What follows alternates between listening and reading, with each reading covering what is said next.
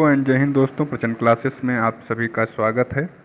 GS revision श्रृंखला में आधुनिक भारत हम पढ़ रहे हैं, जिसमें कि अभी तक गवर्नर, गवर्नर जनरल और वायसराय तथा उनके महत्वपूर्ण कार्य सब उनको पढ़ चुके हैं। ठीक है, अब हम जो है बढ़ रहे हैं राष्ट्रवाद के उदय की तरफ। अब धीरे धीरे कांग्रेस की स्थापना होगी, तो लेकिन कांग्रेस की स्थापना के पहले कुछ महत्वपूर्ण जो है पार्टियां या राजनीतिक दल बन चुके थे। ठीक है, तो उनके बारे में भी पढ़ेंगे। ये राजनीतिक दल को पढ़ना इतना ज़्यादा इंपॉर्टेंट है कि आप मान लीजिए कि पीसीएस और आरओ परीक्षा में लगभग 90% आप विश्वास रखिए कि यहाँ से क्वेश्चन आने ही आने हैं। ठीक है, वो बनते ही बनते हैं, और हर पीसीएस की परीक्षा में भी और यूपी SSS की परीक्षाओं में यहाँ से क्वेश्चन उठाया जरूर जाता है। तो बहुत ज़्यादा इंपॉर्टेंट है, इस क्लास को बिल्कुल भी मिस मत कीजिए। ठीक, चलिए इसको शुरू करते हैं।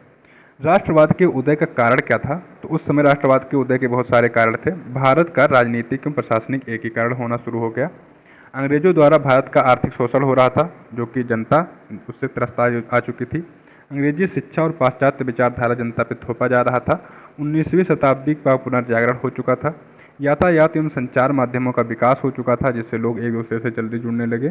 प्रेस एवं समाचार पत्रों की भूमिका, ठीक है, समाचार पत्र से लोग जो है जुड़े और उनको जब पढ़ना शुरू किया तो बाहरी दुनिया के बारे में भी और अपने देश में क्या घटनाक्रम चल रहा है उसके बारे में जागरूक हुए। अंतर्राष्ट्रीय घटनाएं, ब्रिटिश सरकार के प्रतिक्रियावादी कार्य जो थे जनता को पसंद नहीं आ रहे थे। विदेशी दासता का प्रभाव और समकालीन साहित्य की भूमिका, समकालीन जो साहित्य है उसकी भी बहुत बड़ी भूमिका थी। ठीक, तो चलिए देखते हैं कि कांग्रेस का उदय हुआ। तो कांग्रेस तो बनी 1885 में, लेकिन कांग्रेस के बनने से पहले कुछ राजनीतिक संस्थाएं जो थी वो भारत में एक्टिव हो चुकी थी। ठीक है, तो देखते हैं कि कौन कौन सी राजनीतिक संस्थाएं थी, और बहुत अच्छे से इसको पढ़िए, इसको नोट्स बना के अपना रख लीजिए। ठीक है, इसको रोज़ लगभग देख लिया कीजिए, जिससे कहीं भी इसका एक भी पॉइंट मिस ना हो। जो पहली राजनीतिक संस्था बनती है भारत में, उसका नाम होता है land holders society. Land holders मतलब लैंड मतलब ज़मीन, होल्डर्स मतलब उसको धारण करने वाले या जिनके कब्जे में ज़मीन हो। तो एक्चुअली ये जो संस्था बनाई गई थी, ये जमींदारों द्वारा बनाई गई थी, जमींदारों के हित में। ठीक, ये 1838 में बनाई गई कलकत्ता में। ठीक, भारतीय नेता और गैर सरकारी अंग्रेजों द्वारा ये बनाई गई थी। तो इसके जो भारतीय सचिव थे, 2 सचिव थे। एक भारतीय सचिव थे, उनका नाम था प्रसन्न कुमार ठाकुर, और जो अंग्रेज सचिव थे उनका नाम था विलियम काबरी। तो दोनों का नाम याद रखिए, दोनों बहुत ज़्यादा इंपॉर्टेंट है, कई बार पूछे जा चुके हैं। प्रसन्न कुमार ठाकुर और विलियम काबरी। इसका उद्देश्य क्या था? तो इसका उद्देश्य था जमींदारों के हितों को आगे बढ़ाना। लैंड होल्डर्स कौन होते हैं? जमींदार। तो जमींदारों के हितों के जो है बात आगे रखता था। यह संस्था जमींदारों के हितों के साथ साथ अन्य वर्गों के प्रतिनिधित्व भी करने का प्रयत्न करती थी। ठीक है, चलिए दूसरी संस्था क्या है? दूसरी संस्था का नाम है ब्रिटिश इंडिया सोसाइटी। ठीक है, ब्रिटिश इंडिया, ब्रिटिश पहले आ रहा है, याद करना इसी समय, याद करते भी चलिए। ब्रिटिश इंडिया, पहले ब्रिटिश फिर इंडिया, तो ब्रिटिश इंडिया सोसाइटी ये बनी 1839 में, लैंड होल्डर सोसाइटी की 1 साल बाद। ये लंदन में बनाई जा रही है, इसीलिए लंदन में बनाई गई, इसीलिए इसका नाम ब्रिटिश पहले आ रहा है। ये सब याद करने की ट्रिक है, अच्छे से याद करते चलिए। लंदन में बनाई गई है, ब्रिटिश पहले नाम आ रहा है इसीलिए, तो लंदन में बनी है। विलियम एडम और अन्य अंग्रेज अध्यक्ष लॉर्ड ब्राम। ठीक है, इसके विलियम एडम द्वारा बनाई गई, और इसके जो अंग्रेज अध्यक्ष थे उनका नाम था Lord Bram. Okay, William Adam ज़्यादा इंपॉर्टेंट है, ये नाम याद रखिए। भारत में ईस्ट इंडिया कंपनी की नीतियों का विरोध करना इसका मुख्य कार्य था। कहाँ पर? इस संस्था ने ब्रिटिश इंडियन एडवोकेट नामक अखबार निकाला था। तो ये बहुत ज़्यादा इंपॉर्टेंट पॉइंट है कि इस संस्था ने क्या किया था? British Indian advocate, British India का एडवोकेट के रूप में ये ब्रिटेन में काम कर रही थी, और यहाँ के जो काले कारनामे चल रहे थे अंग्रेजों की कंपनी का, वो जो है वहाँ पर उजागर करने का ये लोग काम कर रहे थे अंग्रेजों के पास। ठीक है, वहाँ की जनता के पास, कि यहाँ की जनता में जब आक्रोश बढ़ेगा, ये हमारा दुख दर्द समझेंगे तो हमारे साथ में खड़े हो जाएंगे, इस भावना से। ठीक है, अगला जो संस्था है उसका नाम है ब्रिटिश इंडिया एसोसिएशन। ठीक, देखिए जो पहली वाली संस्था थी उसका नाम था ब्रिटिश इंडिया सोसाइटी, ये सोसाइटी थी। ठीक, इसका नाम है ब्रिटिश इंडिया एसोसिएशन। ठीक है, और इसका मुख्य पत्र था हिंदू पैट्रियाट। 1851 में यह संस्था बनी और कलकत्ता में इसका स्थापना हुआ। देवेंद्र नाथ टैगोर व अन्य मिलकर ने इसका बनाया गया। देवेंद्र नाथ टैगोर इसमें हेड थे, और इसके अध्यक्ष कौन थे? तो राजा राधाकांत देव। राजा राधाकांत देव इसके अध्यक्ष थे, किसके? ब्रिटिश इंडिया एसोसिएशन के।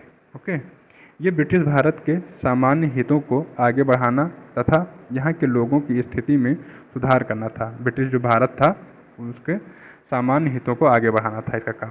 नील विद्रोह के लिए कमीशन नियुक्त करने की मांग की थी किसने?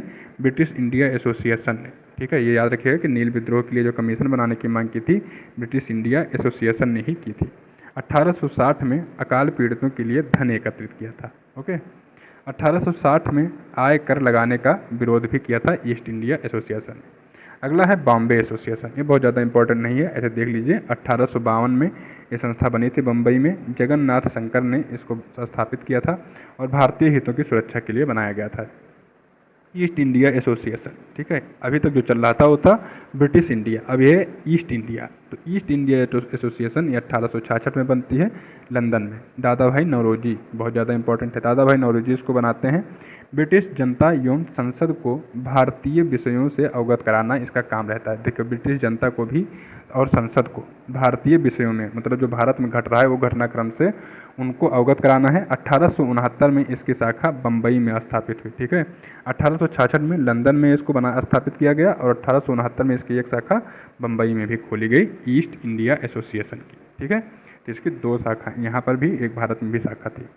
फिर है पूना सार्वजनिक सभा। इसका मुख्य पत्र क्या था?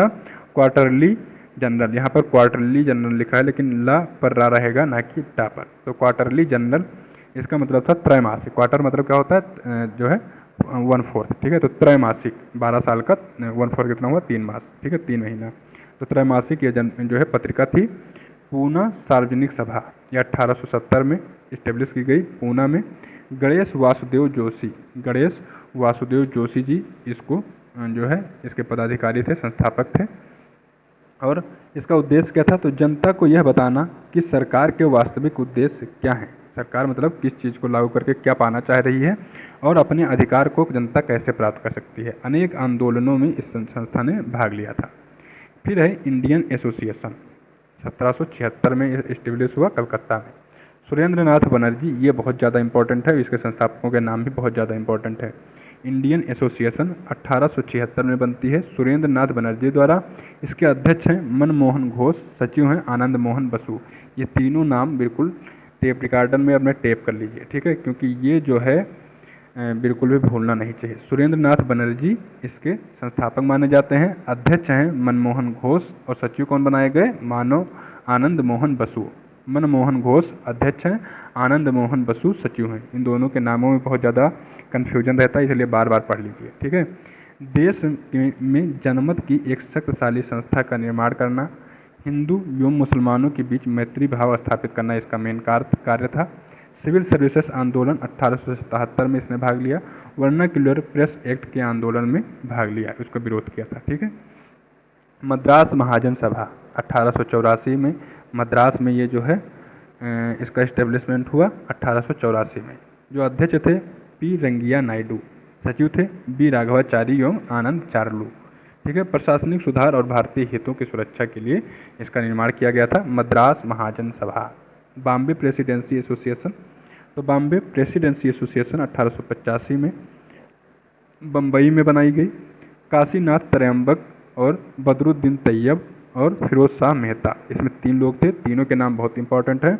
काशीनाथ त्रयंबक, बदरुद्दीन तैयब और फिरोज शाह मेहता। इन्होंने क्या बनाया था? Bombay presidency association.